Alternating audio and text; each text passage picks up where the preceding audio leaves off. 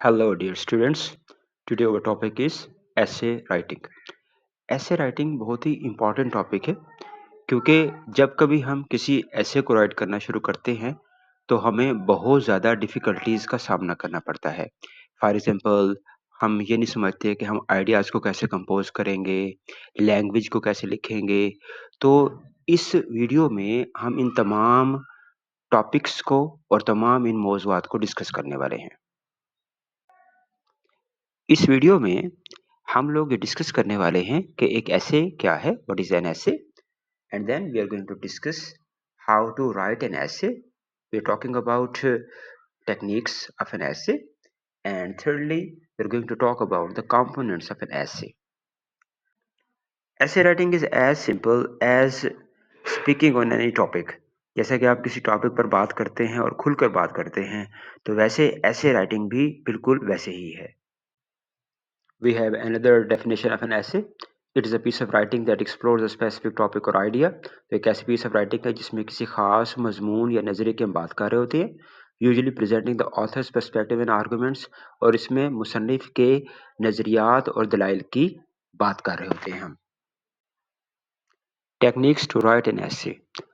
इन techniques में सबसे अहम टेक्निक ये है कि आप किसी भी ऐसे को जब सिलेक्ट करें तो आप उसके टॉपिक को पहले अच्छी तरीके से अंडरस्टैंड कर लें।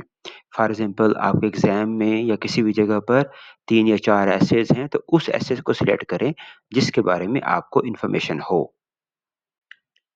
माइंड मैपिंग और ब्रेनस्टॉर्मिंग। माइंड मैपिंग और ब्रेनस्टॉर्मिंग बहुत ही effective way of writing an essay है। मिसाल के तौर पर हम कोई टॉपिक लेते हैं, हमने टॉपिक लिया है विलेज लाइफ, तो हम माइंड मैपिंग में या ब्रेनस्टॉर्मिंग में विलेज लाइफ को एक डिफरेंट क्लासिफिकेशंस की कर देंगे। विलेज लाइफ में ट्रीज हैं, प्लांट्स हैं, ग्रीनरी है, तो एक क्लासिफिकेशन हो गई। दूसरी क्लासिफिकेशन में हम ये ले सकते हैं कि विलेज लाइफ में बिल्डिंग्स कैसी हैं, ओल्ड हैं, न्यू हैं, मड हैं, मड मड बिल्डिंग्स हैं, किस तरह की बिल्डिंग्स हैं। तीसरी क्लासिफिकेशन ये हो सकती है कि विलेज में कौन-कौन सी ग्रेन्स या कौन-कौन से फ्रूट्स जो है वो प्रोड्यूस होते हैं। चौथी क्लासिफिकेशन ये कर सकते हैं कि विलेज में कौन-कौन सी फैसिलिटीज़ अवेलेबल हैं, हॉस्पिटल्स हैं, स्कूल्स हैं, कॉलेज हैं या नहीं हैं। तो इस तरह हम क्लासिफिकेशन करके किसी भी एसे को आसानी से लिख सकते हैं। Next point is use simple language. जो कुछ भी आप लिखें, वो सिंपल लैंग्वेज में लिखें और टू द पॉइंट लिखें। खामखा की चीज़ों को शामिल करने से अवॉइड करें। किसी भी ऐसे में पैराग्राफ राइटिंग बहुत इम्पोर्टेंट है और पैराग्राफ्स को बनाने के लिए ट्रांजिशनल डिवाइसेस भी बहुत इम्पोर्टेंट है।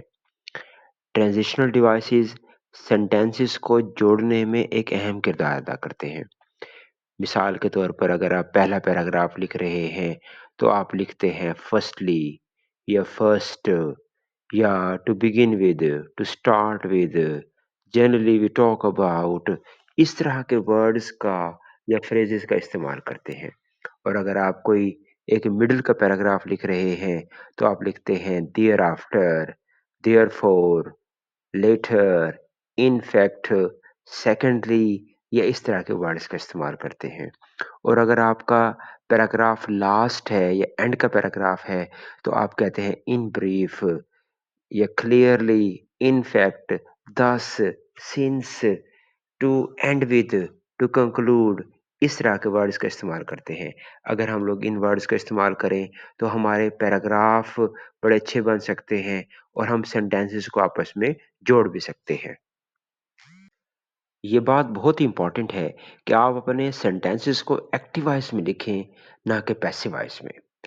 एक्टिव वॉइस में लिखने का फ़ायदा ये है कि आपकी जो लैंग्वेज है वो ज़्यादा पर्सुएसिव और ज़्यादा इम्पैक्टफुल बन जाती है।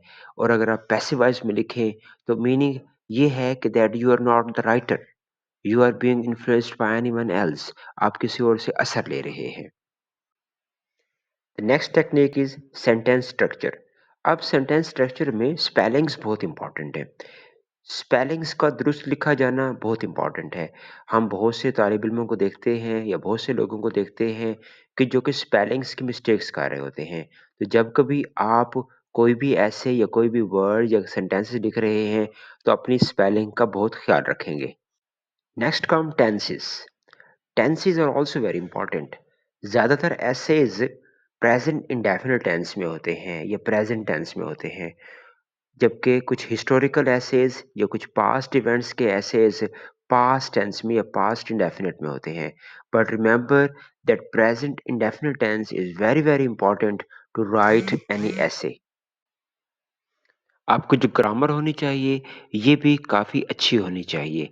काफ़ी अच्छी होने से मुराद ये है कि आपके एसे में ग्रामेटिकल मिस्टेक्स ना हों। तो उसके लिए बेहतर है कि आप ग्रामर को कुछ लर्न कर लें। Proper use of words, it's very important. इस बात का ख़्याल रखेंगे कि जो वर्ड जहाँ पर यूज़ होगा हम उसको उधर ही इस्तेमाल करेंगे। ये ना हो कि एक वर्ड किसी भी जगह पर सूटेबल है ही नहीं, लेकिन हम उसको ज़बरदस्ती वहाँ पर फिट कर देंगे। ऐसा वर्ड मिसफिट होगा। तो यूज़ ऑफ वर्ड्स वो भी प्रॉपर, ये बहुत इम्पोर्टेंट है। Proper use of adjectives and adverbs, ये बहुत इम्पोर्टेंट है। हमें पता होना चाहिए कि एडजेक्टिव एक सूटेबल कौन से नाउन के साथ आने वाला है, और इसी तरीके से हम जब भी किसी वर्ब का इस्तेमाल कर रहे हैं तो हम इस बात को जानते हों कि यहाँ पर कौन सा एक एडवर्ब सूटेबल होगा। प्रॉपर यूज़ ऑफ प्रेपोज़िशन, हमें पता होना चाहिए कि प्रेपोज़िशन का इस्तेमाल कैसे करना है। तो हमें जानना चाहिए कि प्रेपोज़िशन ऑफ प्लेस क्या है, प्रेपोज़िशन ऑफ डायरेक्शन क्या है और प्रेपोज़िशन ऑफ टाइम क्या है, और उनको हमने एक दुरुस्त तरीके से इस्तेमाल करना है। Thank you very much for watching this video. If you don't have subscribe my channel, subscribe it, Learning English 3743. Thank you.